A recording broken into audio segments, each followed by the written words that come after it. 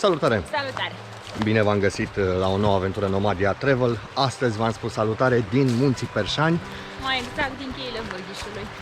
Niște chei destul de interesante, foarte pitorești, mai ales în această perioadă a anului. Așadar, astăzi vă arătăm cheile Vârghișului.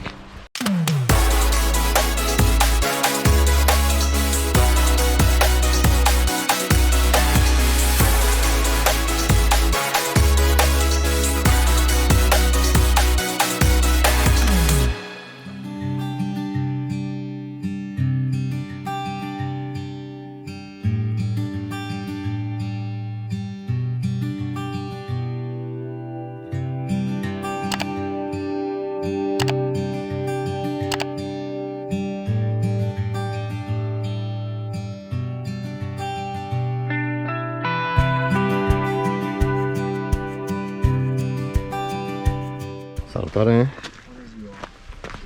Cât suntem? 5? Cât e biletul? 8 lei. E cineva student? Nu. E băgate numai. Noi am ajuns la intrarea în traseu, venind dinspre satul Vârghiș. Există un drum de aproximativ 12 km care este asfaltat, dar are o singură bandă.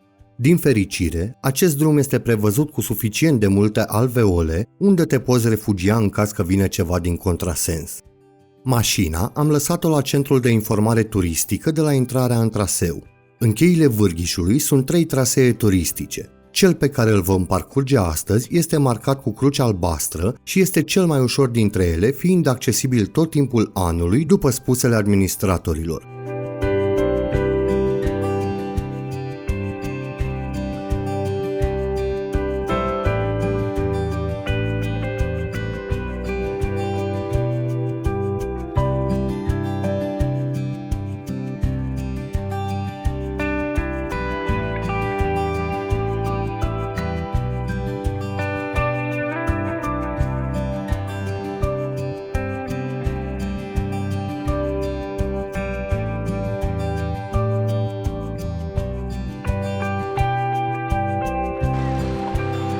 Cheile Vârghișului se află la limita dintre județele Covasna și Harghita. Se poate ajunge aici din două părți, mai exact din satul Merești sau din satul Vârghiș, așa cum am făcut noi.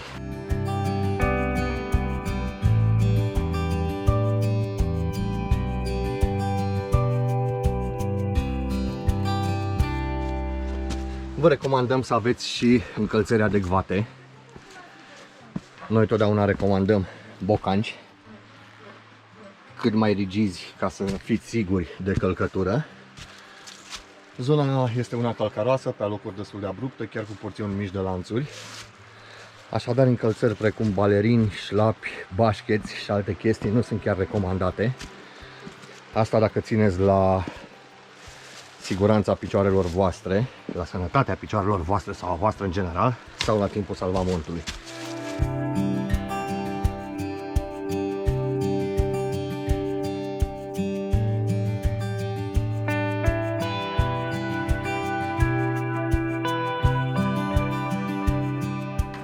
Podețele sunt de genul acestora, unele mai mobile, altele mai puțin mobile.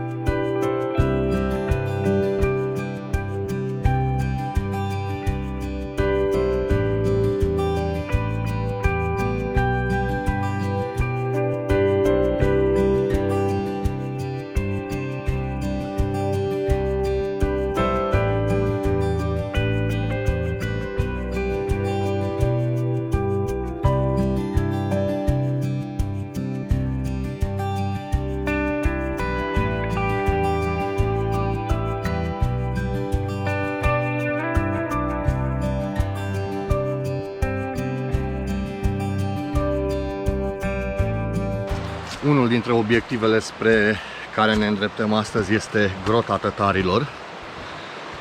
Este un traseu nemarcat, destul de solicitant și pe alocuri periculos. Motiv pentru care nu o să vă arătăm intrarea în traseu. Dacă aveți un pic de experiență, e ușor de reperat intrarea. Suntem în căutarea grotei tătarilor. După un sfert de oră de mers, ce putem să vă spunem e că nu trebuie să veniți pe aici dacă n-aveți o minimă experiență în mersul pe munte și încălțări adecvate. Chiar e abrupt, se alunecă și te poți accidenta foarte ușor.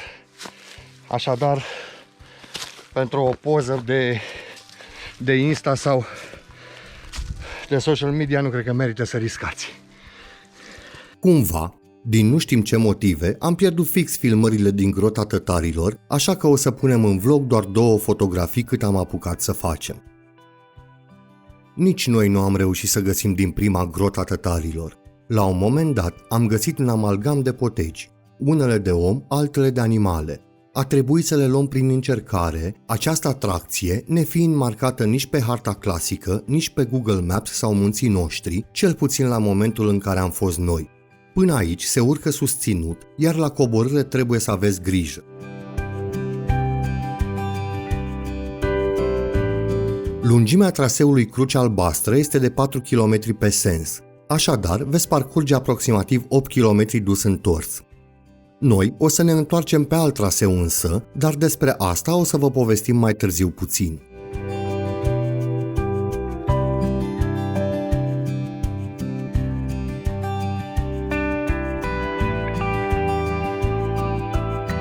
Ca și dificultate, poteca este una ușoară, având totuși câteva porțiuni de stâncărie, mai ales la capetele podețelor.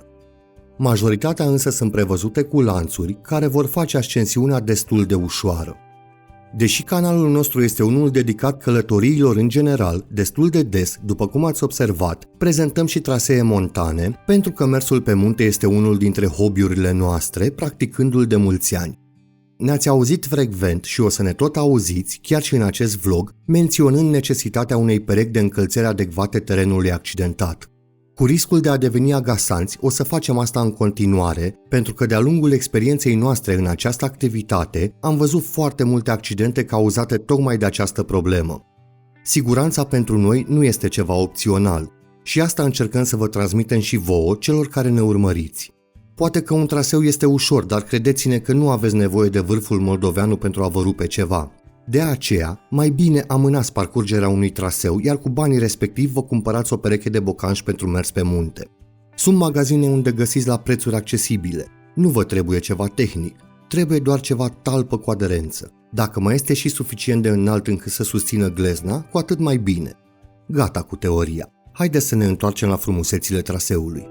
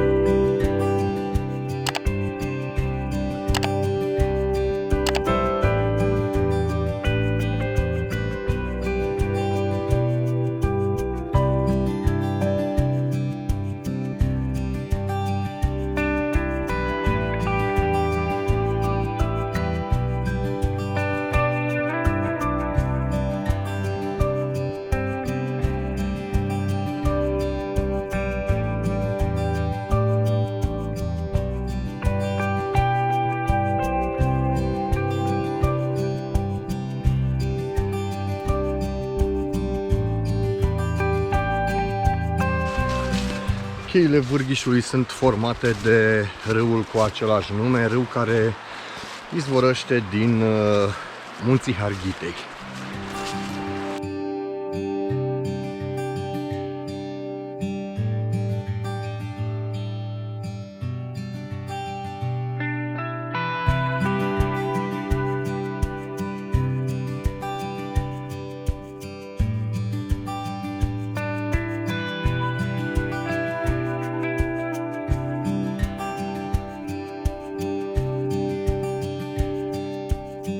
Aici se termină cheile.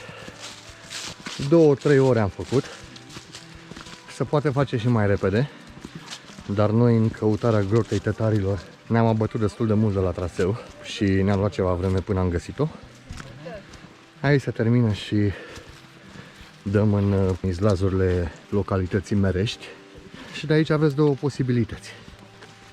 Ori să faceți un traseu buclă pe deasupra, să intrați înapoi în chei, ori să vă întoarceți.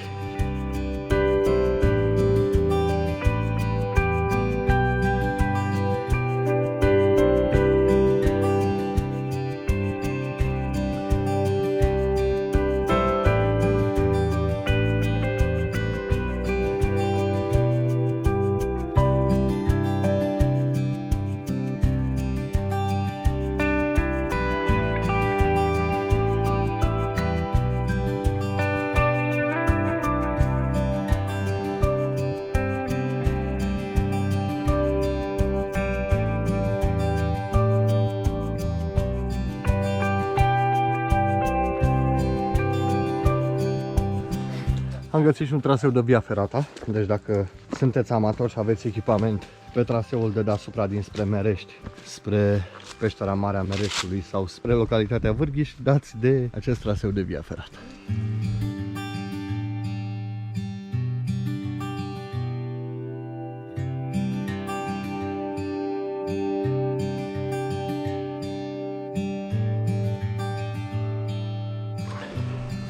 Iarăși, dacă aveți rău de înălțime, vă sfătuim să nu veniți pe aici.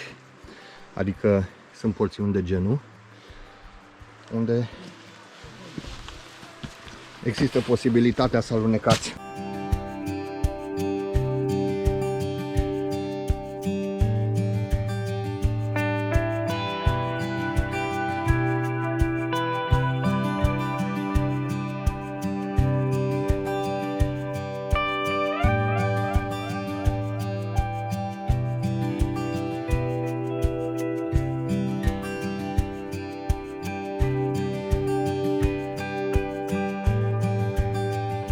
Piatră! Era, nu? Doar pământ. Ah.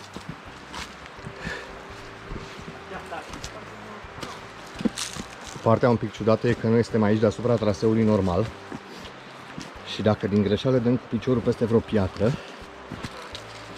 asta poate pica în cap la cei care sunt pe traseu în partea de jos.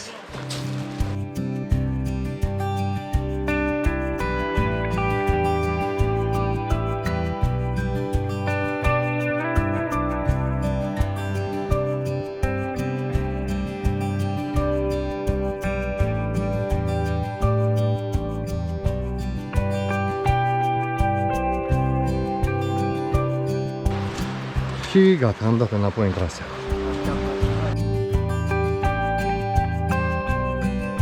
Cred că toamna e cel mai fain anotimp să vizitezi, cel mai bun moment să vizitezi cheile Vârghișului.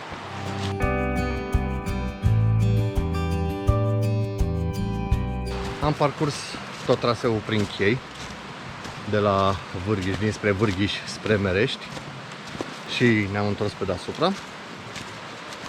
Și am lăsat la urmă poate cele mai cunoscute două peșteri din zonă, din cele peste 150 din câte am citit, și anume peștera mare Merești, unde se află poate cea mai mare colonie de lilieși din țară, dar și mirosul de goană este unul specific, cei care ați fost știți despre ce e vorba, și peștera Calului.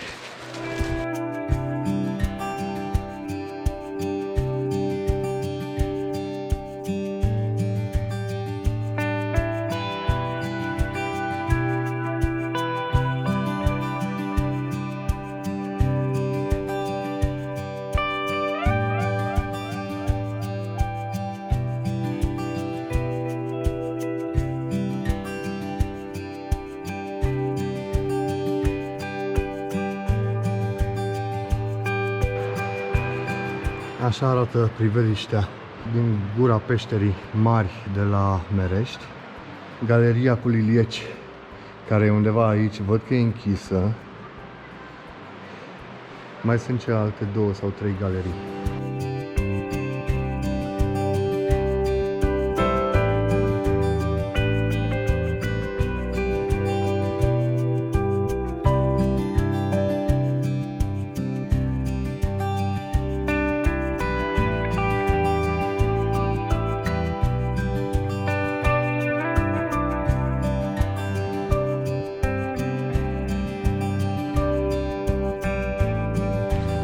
Ce mai trebuie să știți este faptul că nu se poate intra cu mașina până unde începe traseul. Aveți posibilitatea să o lăsați într-o parcare lângă centrul de informare turistică, dar costă 25 de lei pentru 8 ore și 50 de lei pentru 24 de ore. Iar biletul de intrare în chei costă 8 lei. Și îl cumpărați de lângă parcare. E un nene acolo de la de la administrația rezervației, de unde puteți cumpăra bilete. Acesta a fost traseul nostru din cheile Vârghișului. Așadar, vlogul nostru a ajuns la final. Dacă v-a plăcut sau l-ați considerat util, nu uitați să ne lăsați un comentariu și un like. De asemenea, și un share ne-ar ajuta. Și nu uitați să dați subscribe la canal. Până data viitoare, vă salutăm și vă spunem la revedere! Pa!